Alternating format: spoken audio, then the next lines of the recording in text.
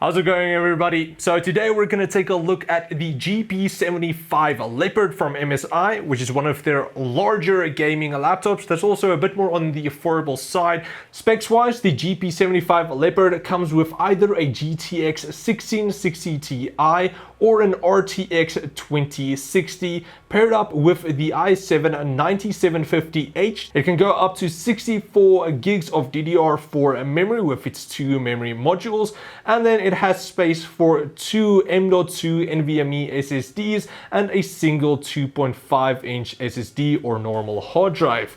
The GP75 is a larger 17-inch model that is around 29mm thick. The outer shell has a more matte black coating and a more gunmetal silver for the inside.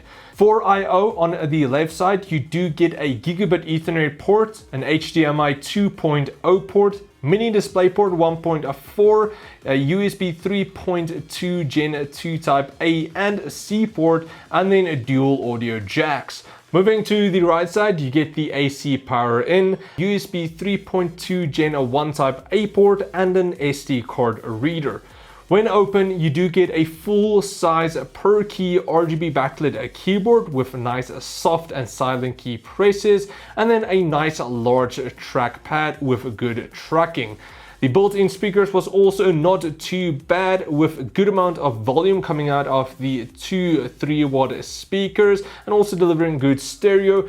But what's not lacking is the screen with the larger 17.3-inch Full HD IPS display that does run at 144 Hz and has a pretty thin bezels. It's definitely great to game on and also to do some work like video editing, with it covering 95% of the sRGB color gamut and 60% of the Adobe RGB color gamut.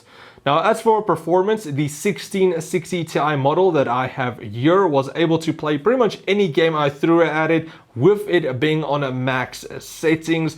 But of course, if you want to reach that 144 Hz, you will lower the settings somewhat.